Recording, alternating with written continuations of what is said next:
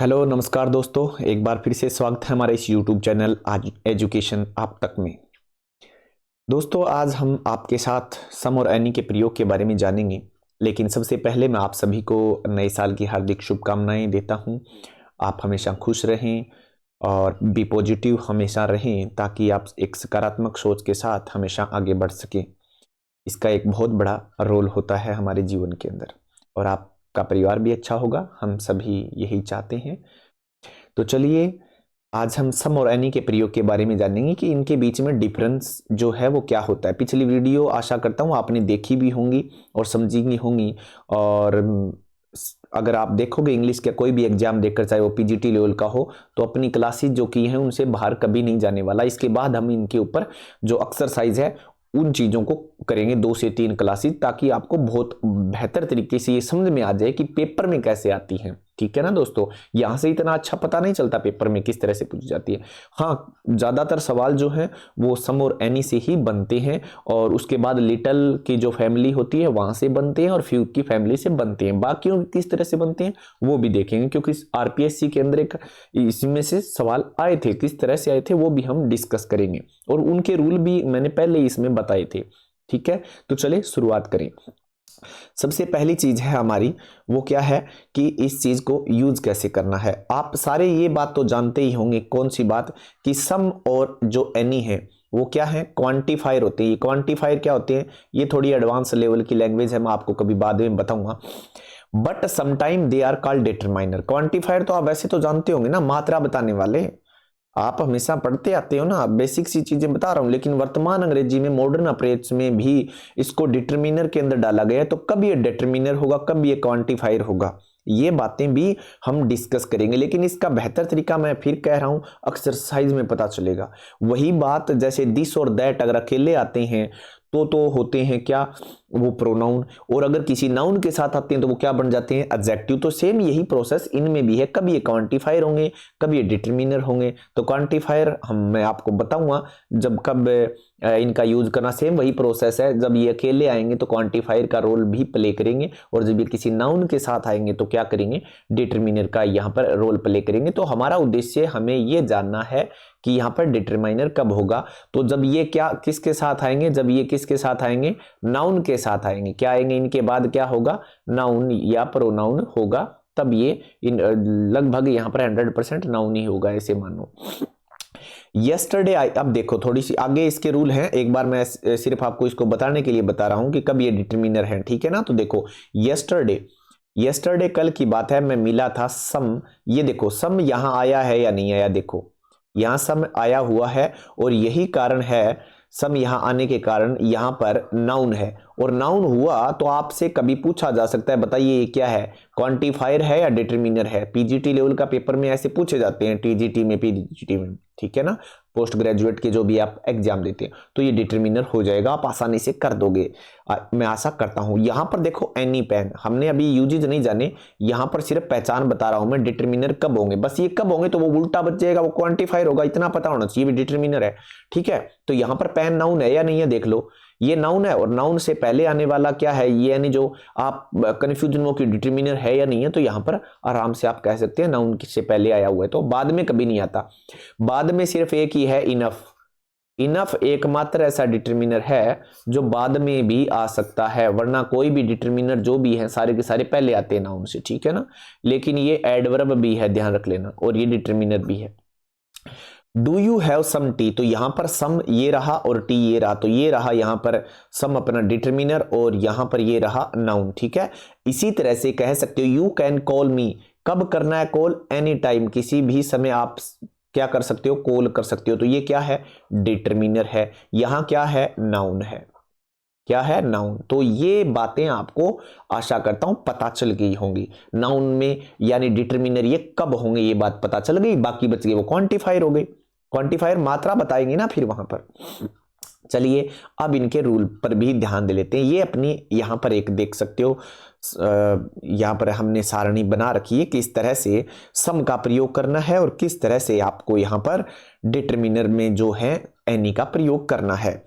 तो पहला रूल, आपको ये रूल ध्यान रख लेने, मैं बार बार कहता हूं, हमेशा कहता हूं, यहां पर अगर आप ये वीडियो देख रहे हैं तो इससे बाहर क्वेश्चन नहीं जाने वाला, ठीक है ना। आप कोई बुक मत उठाना चाहे जीवन में। एक अगर आप बुक पढ़ते हो ना दोस्तों, एक बुक अगर चाहे 3 दिन में पढ़ो, चाहे 5 में पढ़ो, चाहे महीने में पढ़ो, सच बताऊं तो आप 40 साल का अनुभव ले लेते हो उस एक बुक से। क्योंकि जिस बंदे ने उस बुक को लिखा है ना, जिस बंदे ने उस बुक को लिखा है, उसने अपनी 40 साल उम्र गुजारने के बाद लिखा होगा।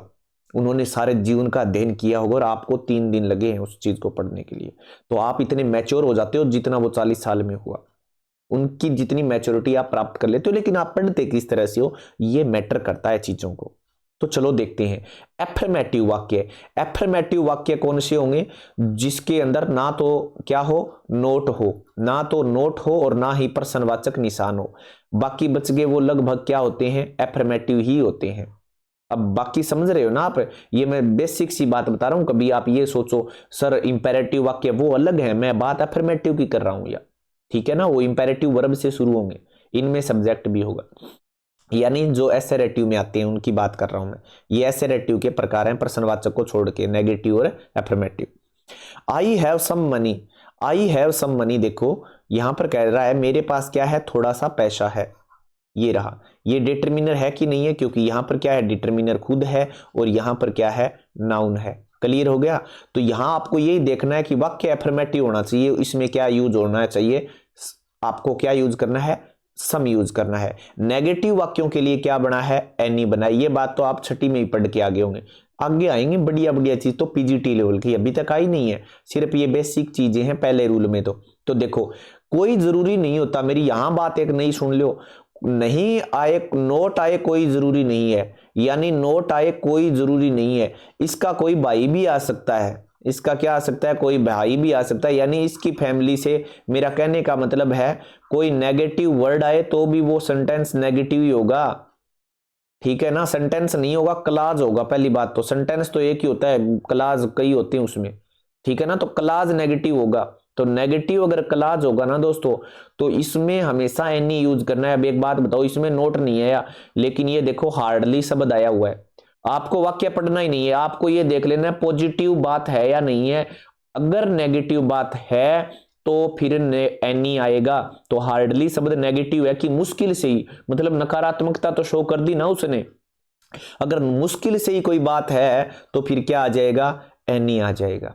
क्लियर हो गई ना मेरी बात। नेगेटिव वर्ड आना जरूरी है, नेगेटिविटी आनी जरूरी है क्लाज में, और क्लाज में नेगेटिविटी आएगी तो आपको नेगेटिव वर्ड यूज करना पड़ेगा। You will have to use negative word, right, okay. इसी तरह से मना कर देना क्या है भाई, नेगेटिव वर्ड ही है ना। तो इस तरह के जो नेगेटिव वर्ड आए हैं आपको इजी कर सकते हो, आपको नोट नहीं ढूंढना होता। हम छोटे बच्चे होते हैं 6ठी 7वीं में, वो बच्चे जानते नहीं नेगेटिव वर्ड, इसलिए हम नोट बता देते हैं, कोई जरूरी नहीं होता।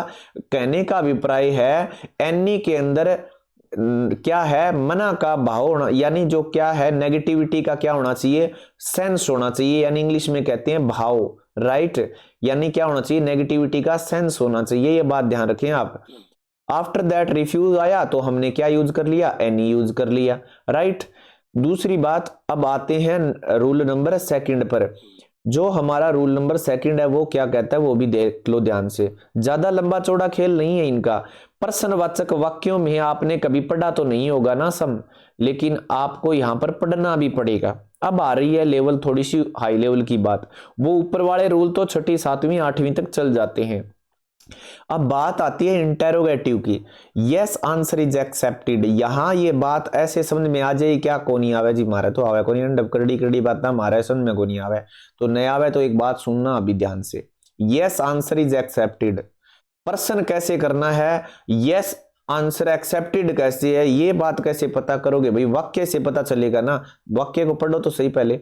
रमेश कहता है, ये शब्द से ही पता चल रहा है, आशा करते हुए, ये शब्द से ही पता चल रहा है। होपफुली, अब उम्मीद कर रहा है कि नहीं भी, हाँ मेरे को यहां से मान लो मैं आपसे पैसे उधार मांगता हूं और मुझे उम्मीद है मिल जाएगी, ये शब्द मैंने अटैच कर दिया, होपफुली शब्द मिलेगा। मैं पहली बार कह रहा हूं, फिर भी दोबारा अब कह रहा हूं, पहली बार फिर पहले बोला था कि शब्द देंगे आपको सेंस के, भाव के शब्द आ गया ना, ये होपफुली उम्मीद करते हुए, उसने पूछा मोहित से, इनडायरेक्ट डायरेक्ट नरेशन पढ़ी होगी तो ये डायरेक्ट नरेशन वाला। Do you know, sorry, do you have some time, तुम्हारे पास कुछ समय है क्या।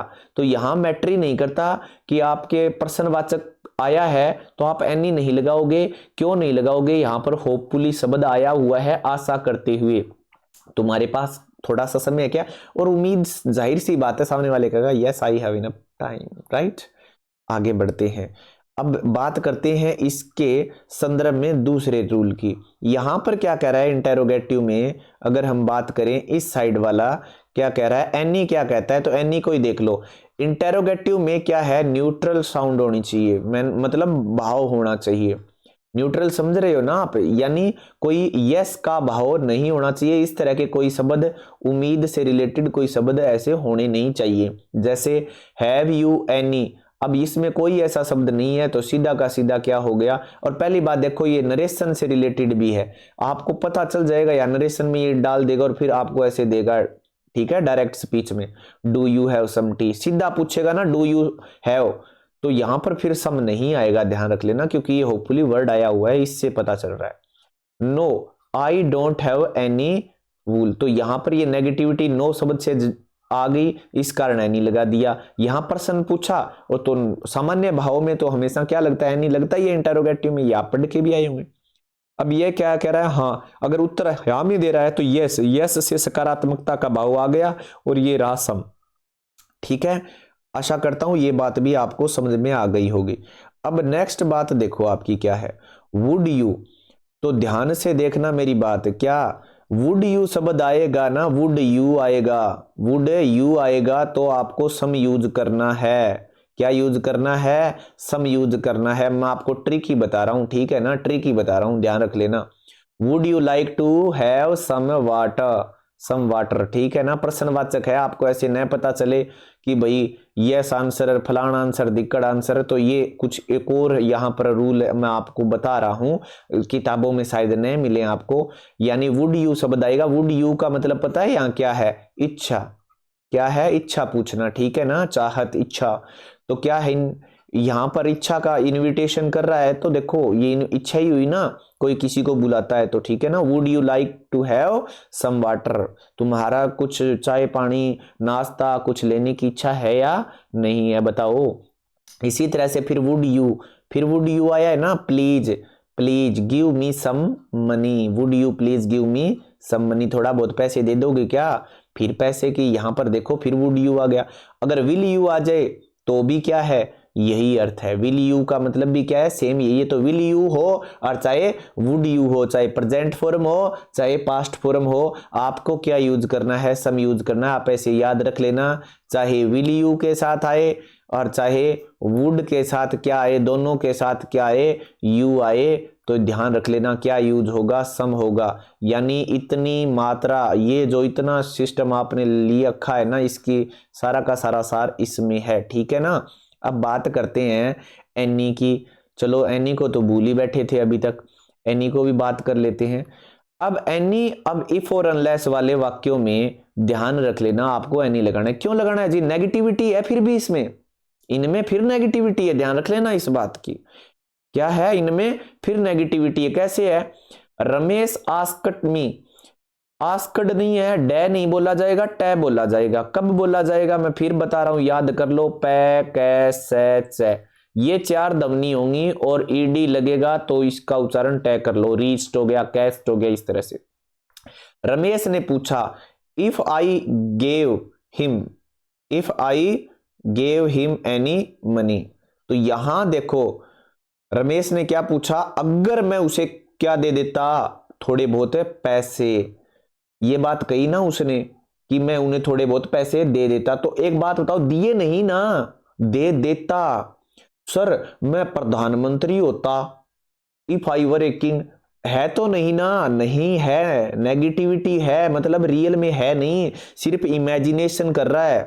सर अगर मुझे 15,000 रुपये मिल जाते तो मैं मोबाइल खरीद लिया। भैया तेरे पास इसका मतलब क्या है, 15,000 रुपये है नहीं। समझ में आया ना नेगेटिव सेंस कैसे इसमें इफ वाले में। तो नेगेटिव है, आप रूल बेशक रट लो, लेकिन बेचारा एनी तो देखो, एनी का कोई अपवाद भी नहीं आ रहा है यहाँ, अभी तक तो आया ही नहीं ना। इंटेरोगेटिव में लगता ही है, सारे पढ़ के आते हो आप। उसके बाद जो नेगेटिविटी है उसमें लगता ही है। अब नेगेटिविटी होनी शो होनी चाहिए। आपने छोटे बच्चे थे नोट से पढ़ लिया, नेगेटिव वर्ड आ जाए चाहे नेगेटिव सेंस आ जाए, सेंस मतलब सब में, नोट में तो सेंस होता ही है ना, एक शब्द याद रख लो, नेगेटिव सेंस में नहीं लगता है, राइट, नेगेटिव सेंस में नहीं लगता है और प्रश्नवाचक में नहीं लगता है, इसके तो बेचारे के रूल हो गए। तो इफ वाले में नेगेटिव सेंस है। If I have a car, अगर मेरे पास कार हो तो भाई मतलब कार है नहीं। If I were a king, अगर मैं राजा होता मतलब है नहीं, राइट। तो इफ अनलेस से यही होता है। देखो आगे, if I had any money, अगर मेरे पास पैसे होते मतलब है नहीं, ठीक है। If have negative sense word, जैसे अब मैंने पहले भी बता दिए, दोबारा फिर बता रहा हूं, रिफ्यूज हो गया, डिनाई हो गया, विदाउट हो गया, डिक्लाइन हो गया। तो ये इस तरह के शब्द आते हैं, तो आप इन चीजों को ध्यान रखें, आगे कैसे करना है वो भी ध्यान रखें, ठीक है ना। ये देखो आगे बता भी देता हूं दो चार और। हार्डली शब्द है ना, ये देखो हार्डली शब्द है तो ये एनी आ गया, राइट। इसी तरह से यहां पर विदाउट शब्द है या नहीं है, आ गया ना, विदाउट के बिना, तो एनी आ गया कि नहीं आ गया। ये नोट नेगेटिव वर्ड है ही, तो फिर आपको एनी यहां पर दिखाई दे देगा, ठीक है ना दोस्तों। क्लियर हो गई ये बात या नहीं हुई। तो आप इन बातों को थोड़ा सा ध्यान रखें। आशा करता हूं ये क्लास आपको अच्छी लगी है। अच्छी लगी है तो लाइक और सब्सक्राइब जरूर किया करें, ताकि हमें भी इस चीज की अभी प्रेरणा मिले। विदाउट मोटिवेशन कुछ नहीं हो सकता हमारी लाइफ में, ठीक है। जिज्ञासा होना जरूरी है। आप शिक्षण वीडियो में इन चीजों को पढ़ते भी होंगे। धन्यवाद, आपने इस क्लास को वॉच किया। आशा करता हूं आप मेरे प्रति पॉजिटिव हैं। धन्यवाद।